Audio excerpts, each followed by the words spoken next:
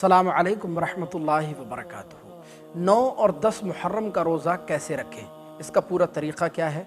9 और 10 मुहर्रम के रोज़े की नीयत कैसे करनी है। क्या इन रोज़ों की नीयत सहरी के वक्त उठकर करना ज़रूरी है या रात को सोने से पहले भी कर सकते हैं। इन रोज़ों की सहरी और इफ्तार का टाइम टेबल क्या होगा, ये सारी चीज़ें आज की इस वीडियो में डिस्कस करेंगे। वीडियो को पूरा ज़रूर देखिएगा, आगे भी शेयर कीजिएगा, चैनल को सब्सक्राइब करके घंटी ज़रूर दबा लीजिएगा। देखिए, अच्छी तरह याद रखें कि 10 मुहर्रम यानी आशूरा का रोज़ा रखने की सबसे बड़ी फजीलत यह है कि इस रोज़े की बरकत से अल्लाह अज़्ज़ा वजल पिछले 1 साल के गुनाहों को माफ़ फरमा देता है, 1 साल के गुनाह मिटा दिए जाते हैं। क्योंकि रमज़ान के रोज़ों के बाद नफली रोज़ों में सबसे ज़्यादा फजीलत वाला अगर कोई रोज़ा है तो वो यौम आशूरा का रोज़ा है। हमारे नबी भी यौम आशूरा का रोज़ा रखा करते थे। लिहाजा अगर आपको कोई शरई मजबूरी ना हो तो 10 मुहर्रम यानी यौम आशूरा का रोज़ा आप ज़रूर रखें। मगर बेहतर ये होगा कि 10 मुहर्रम का रोज़ा सिंगल ना रखें बल्कि उसके साथ एक रोज़ा और मिला लें। क्योंकि सरकार दो आलम सल्लल्लाहु अलैहि वसल्लम जब मक्का छोड़कर मदीना मुनव्वरा तशरीफ़ लाए तो आपने मदीने के यहूदियों को देखा कि वो यौम आशूरा का रोज़ा रखते हैं।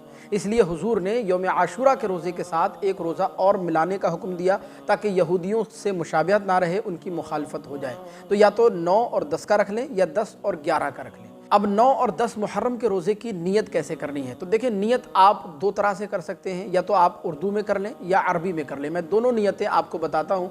अगर आप अरबी में नियत करेंगे तो आप इस तरह नियत करेंगे, बिस्मिल्लाहिर्रहमानिर्रहीम वबिस्सौमे गदिन नवैतु मिन शहरि नफ़ल। ये अरबी में नियत है। और अगर उर्दू में आप करना चाहें तो इसका तर्जुमा ये होगा कि मैं कल के नफली रोज़े की नियत करता हूँ, या 9 मुहर्रम के नफली रोज़े की या 10 मुहर्रम के नफली रोज़े की नियत करता हूँ। ये भी याद रखें, नियत दिल के पुख्ता और मजबूत इरादे को कहते हैं। आपके दिल में इरादा है कि मुझे 9 या 10 मुहर्रम का रोज़ा रखना है तो इससे भी आपकी नियत दुरुस्त हो जाएगी। अच्छा, इन रोज़ों की नियत ज़रूरी नहीं है कि आप सहरी के वक्त उठ करके ही करें, बल्कि रात को सोने से पहले भी कर सकते हैं। रात को नियत करें, उसके बाद सो जाएँ। सहरी के वक्त अगर बिलफर्ज आपकी आँख नहीं भी खुलती है तब भी आपका रोज़ा दुरुस्त हो जाएगा। अब 9 और 10 मुहर्रम के रोज़े की सहरी और इफ्तार का टाइम टेबल क्या रहेगा, तो देखिए 25 जून यानी 9 मुहर्रम के रोज़े की सहरी का टाइम 3:36 तक रहेगा। यानी 3:36 तक आप सहरी तनावुल फरमा सकते हैं। और इसका इफ्तार का टाइम 7:17 पर होगा। 7:17 पर आप अपना रोज़ा इफ्तार कर सकते हैं।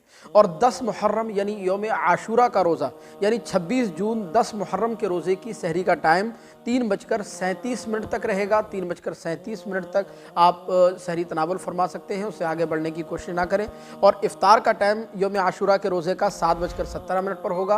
7:17 पर आप अपना रोज़ा इफ्तार कर सकते हैं। ये टाइम टेबल हमने सहरी और इफ्तार का जो बताया ये बरेली शरीफ और आसपास के इलाके के लिए है। बाकी हिंदुस्तान के जिस कोने से भी आप ये वीडियो मुलाहजा कर रहे हैं, कमेंट बॉक्स में अपने सूबे का, अपने ज़िले का नाम हमें बताइए। इंशाअल्लाह हम आपको सहरी और इफ्तार का सही टाइम टेबल आपके यहाँ के मुताबिक हम आपको बता देंगे। आपसे दरख्वास्त है इस क्लिप को आगे ज़रूर शेयर फरमाइएगा। अस्सलामु अलैकुम वरहमतुल्लाह।